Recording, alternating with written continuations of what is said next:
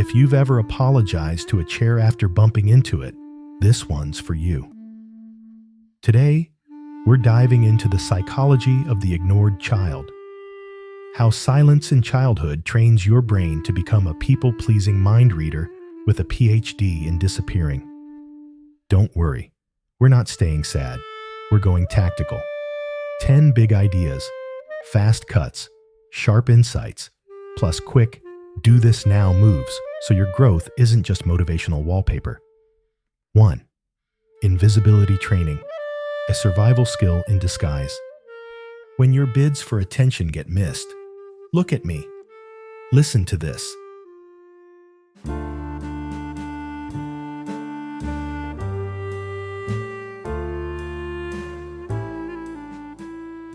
Your nervous system runs a cost-benefit analysis and quietly decides talking is expensive, shrinking is cheap.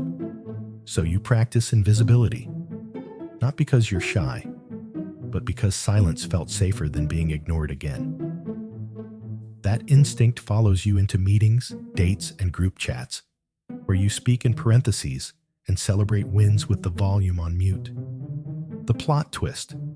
Invisibility was adaptive then, but it's self-erasing now. If invisibility is learned, what blueprint is it copying? We're going under the hood, straight to the attachment engine.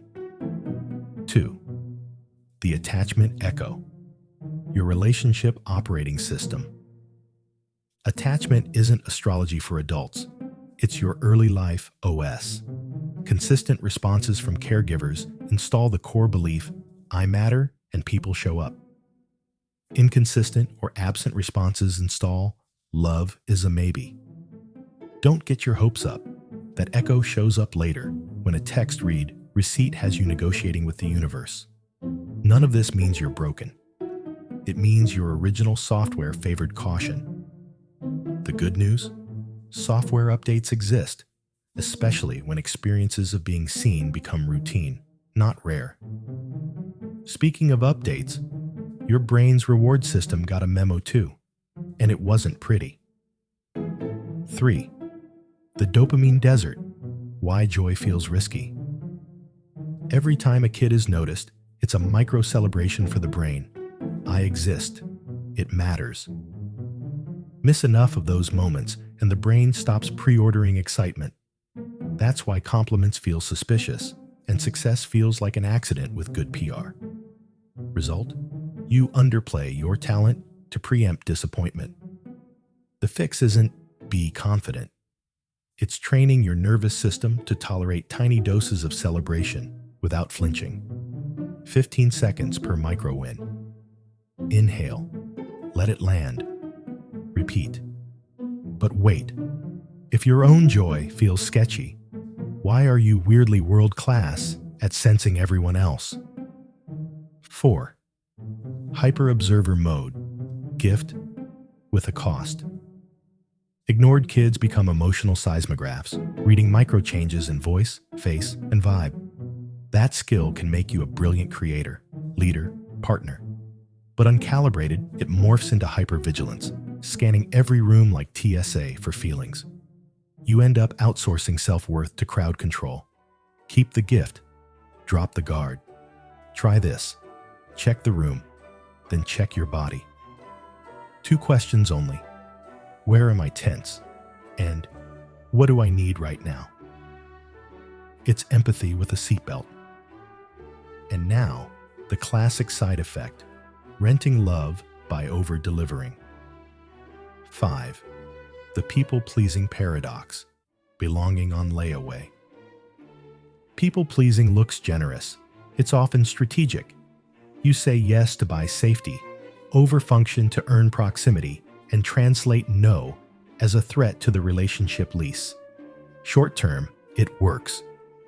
Long term, you collect 3 souvenirs: exhaustion, resentment, and friendships where you're the customer service desk. Reframe. People-pleasing isn't loving too much. It's loving conditionally. Because you were trained that belonging has terms and conditions. New rule. Generosity counts only if consent is present. If your yes isn't free, it's a tax. Okay, but even when you do win, why does victory shrink to bite size? 6. The success. Shrink ray. Why you downplay everything. If celebration used to earn silence, or worse, an eye roll, your nervous system learned to keep triumphs tiny. Enter deflective humor and it was nothing. Here's the reframe. Humility is telling the truth without theatrics. Minimizing is hiding the truth to dodge rejection. Practice accurate pride. One sentence, present tense, no apology. I led that project and it went well. Then breathe for 15 seconds. That's how you make success stick to your biology instead of sliding off. And yet, loneliness can still sneak in, even with a full calendar. 7. Alone in a crowd. Known versus surrounded. You can be popular and starving. Knownness cures what headcount can't. If you're the friend who remembers everyone's coffee order, but no one knows yours, that's not community. That's performance. Audit your circle. Who gets your unedited sentences? Choose 2 consistent responders, not dramatic, consistent, and practice going 1 layer deeper. 1 sentence more than you're comfortable with, then stop. Let safety accumulate like interest. To do that, you'll need a tool you were never taught to use properly. Boundaries. 8. Boundary vision. Windows with locks. If childhood trained you that needs push people away, boundaries will feel like setting off a fire alarm. They're not walls. They're windows with locks. Visibility plus safety. Start microscopic. Capacity statements. I can talk for 15 minutes. And preference statements. I prefer text in the morning. Your nervous system will predict catastrophe. Reality will be boring. Boring is the point. You're updating the forecast from storm guaranteed to cloudy with options. But what if the real issue isn't behavior? It's identity still waiting to be mirrored. 9. Mirror hunger. Finding edges of self. Kids learn who I am when feelings are noticed, named, and held. Without that mirror, identity forms with fuzzy edges. As an adult, you may chase external validation, not because you're shallow, but because you're running a legitimate research project called Am I Real to Anyone? Build inner mirrors, journaling, voice notes, parts work, and curate outer ones, people who reflect you without rewriting you. Identity doesn't emerge from applause. It emerges from accurate reflection. Last stop. Is change actually possible, or just Instagram psychology? 10. Rewiring is real. Repetition beats revelation. Neuroplasticity isn't hype. Repeated safe experiences reteach your biology. Speak up and get heard. Safety tick. Set a boundary and it's respected. Trust recalibrated. Celebrate a micro win and don't get punished. Reward pathways irrigated. Healing isn't a single aha. It's a playlist of reps that move your baseline from braced to breathable. The research on neglect's long tail into anxiety, depression, and relationship difficulty is real. And so is the evidence that consistent, responsive connection builds resilience. Put bluntly, acknowledgement is not a luxury item. It's developmental oxygen. Rapid fire field guide. Pin this to your fridge. 1 breath scan. Once an hour, name 3 sensations out loud. Tight jaw, warm chest, buzzing legs. Labeling lowers threat. 2. Honest sentences. I feel X because Y. Tiny truth. Big upgrade.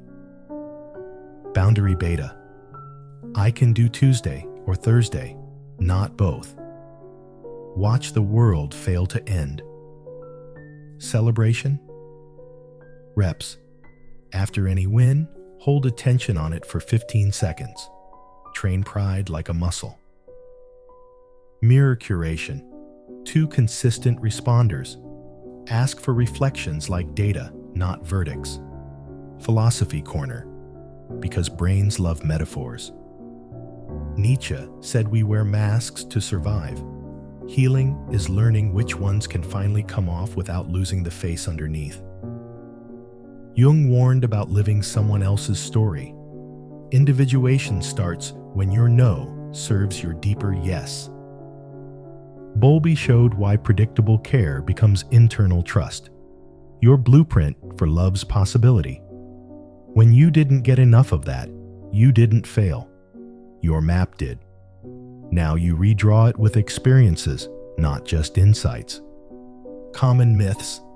Quickly smashed. If they never yelled, it wasn't neglect. Absence wounds too, especially when bids for connection meet silence. If I need acknowledgement, I'm weak. Humans need acknowledgement, like lungs need air. It's physiology, not vanity. Boundaries are mean. Boundaries are the terms that make kindness sustainable. No terms, no relationship, just guessing. 2 final reframes to carry into the week. You didn't become small because you were small. You became small because small felt safe. That's intelligence, not inadequacy. You don't fix the past by overperforming in the present. You heal it by letting ordinary moments of connection land again and again until your body believes them. Call to action that won't insult your intelligence. If one idea here gave your nervous system a tiny exhale, drop the micro practice you're trying this week in the comments. Your sentence might be someone else's turning point. Then hit subscribe. This channel is where psychology meets philosophy. No fluff, no pity, just tools and perspective so rare minds can breathe easier and live louder. Join us and let's turn insight into habit, one deliberately visible moment at a time. Because the quiet kids were never empty. They were observers in training. And now it's graduation season.